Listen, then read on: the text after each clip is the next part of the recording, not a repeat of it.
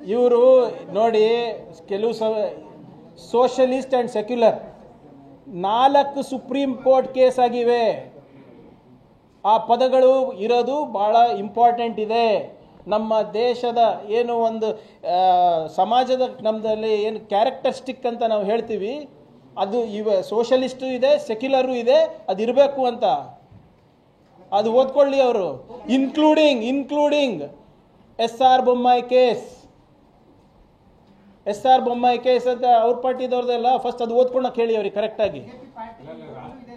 BJP ಅವರ ಸಂವಿಧಾನ 2 ನಲ್ಲೇ ಇರೋದು we are socialist and secular ಅಂತ. ಫಸ್ಟು RSSನವರು ಅವ್ರ BJP ಚೇಲಾಗಳಿಗೆ ಹೇಳಿ ಸಂವಿಧಾನ ಬದಲಾವಣೆ ಮಾಡೋಕ್ಕೆ. BJP ಸಂವಿಧಾನದಲ್ಲೇ ಇರೋದು ಅದು. ಆರ್ಟಿಕಲ್ 2 ಓದಿದಾರ BJP ಸಂವಿಧಾನ? ನಮ್ಮ ಭಾರತ ಸಂವಿಧಾನ ಬಿಟ್ಬಿಡಿ, ಇವರು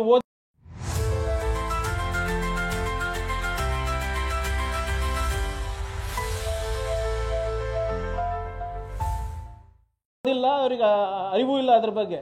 ಅಟ್ಲೀಸ್ಟ್ ನಿಮ್ಮ BJP ಸಂವಿಧಾನನ ಓದಿರ್ಬೇಕಲ್ಲಪ್ಪ ನೀವು. ಅದರಲ್ಲೇ the word secular is there, ಅದರಲ್ಲೇ the word socialist is there. ತೆಗಿರಿ ಫಸ್ಟ್ ಅದು. ಮತ್ತೆ ಚೇಲಾಗಳಂದ್ರೆ BJP ಚೇಲಾಗಳಲ್ಲ, RSS ಚೇಲ BJP. ಅಂದ್ರೆ ಏನು ಮುಚ್ಚುಮರೆ ಇದೆ? ನೀವು ಯಾಕೆ ಒಪ್ಪನ ಕೇಳ್ರಿ ಪ್ರವೀಣ್, ನಾವು ಹೇಳ್ತೀವಿ.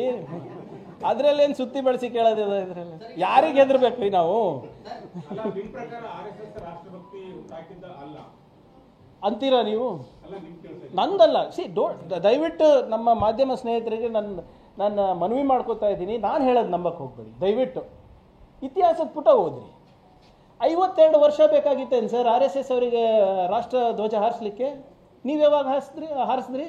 1947ನಲ್ಲಿ. ಅವ್ರು ಯಾಕೆ 52 ವರ್ಷ ಬೇಕಾಗಿತ್ತು? ವಾಜಪೇಯಿ ಆಗಬೇಕಾಗಿತ್ತ ಪ್ರೈಮ್ ಮಿನಿಸ್ಟರ್ ಅವರಿಗೆ ರಾಷ್ಟ್ರಧ್ವಜ ಹಾಕಲಿಕ್ಕೆ? ಸೈಮನ್ ಗೋ ಬ್ಯಾಕ್ ಘೋಷಣೆ ಕೂಗಿದಾರಾ? Quit India ಮೂವ್ಮೆಂಟ್ನಲ್ಲಿ ಪಾಲ್ಗೊಂಡಿದ್ದಾರಾ?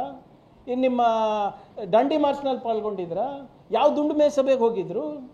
ಎಲ್ಲಿದ್ರು ಸರ್ ಇವರು? ಕಾನ್ಸ್ಟಿಟ್ಯೂಂಟ್ ಅಸೆಂಬ್ಲಿ ಡಿಬೇಟ್ಸ್ ಮಾಡಬೇಕಾದಾಗ, ಸಂವಿಧಾನ ಬಗ್ಗೆ ಚರ್ಚೆ ಮಾಡಬೇಕಾದಾಗ ರಾಮಲೀಲಾ ಮೈದಾನಲ್ಲಿ ಯಾರು 150 ಪ್ರೊಟೆಸ್ಟ್ ಮಾಡಿದ್ದಾರೆ. 150 ಪ್ರೊಟೆಸ್ಟ್ ಏನಂತ? ನಮಗೆ ಸಂವಿಧಾನ ಬೇಡ, ಮನುಸ್ಮೃತಿ ಬೇಕು ಅಂತ. ಆರ್ಗನೈಸರ್ ಮ್ಯಾಗಝೀನ್ 1950 ಎಡಿಟೋರಿಯಲ್ ಓದಕ್ಕೆ ಹೇಳಿ ಅವರಿಗೆ. ಭಾಳ ಸ್ಪಷ್ಟವಾಗಿ ಅವರ ಏನು ಸಂಪಾದಕರು ಬರೆದಿದ್ದಾರೆ ಅದರಲ್ಲಿ, ಎಡಿಟೋರಿಯಲ್ಲೇ ಇದೆ ಅದರಲ್ಲಿ. That we don't want the constitution. Netaji Subhash Chandra Bose ವಿರುದ್ಧ ಸಾವರ್ಕರ್ ಅವರು ಆರ್ಮಿ ಏನು ಎಲ್ಲರೂ ಕೂಡ ಬ್ರಿಟಿಷ್ ಆರ್ಮಿ ಸೇರ್ಬೇಕಂತ ಕರೆ ಕೊಟ್ರ ಇಲ್ಲ?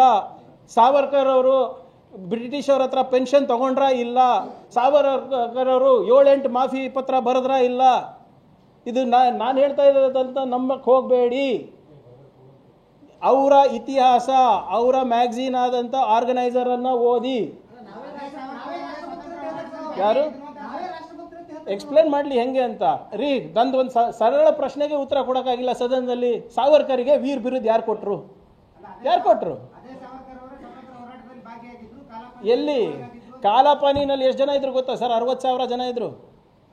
ಬರ್ದಿರೋದು ಮಾಫಿನಾಮ ಬರೀ ಇಬ್ರೆ ಗೊತ್ತಾ? ಯಾಕೆ ಮಿಕ್ಕಿದವರಿಗೆಲ್ಲ ಯಾಕೆ ಆಗಿಲ್ಲ? 400ಕ್ಕಿಂತ ಹೆಚ್ಚು ಸೆಲ್ಗಳು ಇತ್ತಲ್ಲಿ, 400ಕ್ಕಿಂತ ಹೆಚ್ಚು ಸೆಲ್ಗಳು. ಇವರಿಬ್ಬರೇ ಯಾಕೆ ಬರೆದ್ರು? 1 ಸರಿ ಅಲ್ಲ, 2 ಸರಿ ಅಲ್ಲ, 7-8 ಸರಿ ಬರೆದ್ರಲ್ಲ. 1 ಸರಿ ಅವ್ರು ಹೆಂಡತಿ ಕೈಲೂ ಬರೆಸಿದ್ರು ಅವರು. ಆಯ್ತು ರೀ, ಪೆನ್ಷನ್ ಯಾಕೆ ತೊಗೊಂಡ್ರು ಹೇಳ್ರಿ ನನಗೆ? ಬ್ರಿಟಿಷಿಂದ ಪೆನ್ಷನ್ ತೊಗೊಂಡ್ರ ಇಲ್ಲ? ಯಾಕೆ ತೊಗೊಂಡ್ರು? ಯಾರು ಪೆನ್ಷನ್ನ ಯಾರು ಹೇಳಿದ್ದು ಸರ್? 13,000ಕ್ಕಿಂತ ಹೆಚ್ಚು ದಿನ ಪಾಪ ನೆಹರು ಅವರು ಜೈಲಿನಲ್ಲಿದ್ದರು. ಪೆನ್ಷನ್ ಹೆಂಗ್ರಿ ತಗೋತಾರೆ ನೆಹರು ಅವರು? ಯಾರು ಹೇಳಿದ್ದು? ಅಂಬೇಡ್ಕರ್ ಅವರು ಪತ್ರ ಬರೆದಿರೋದನ್ನ ಇವ್ರು ತಿರಸ್ಕಾರ ಮಾಡ್ತಾ ಇದ್ದಾರೆ.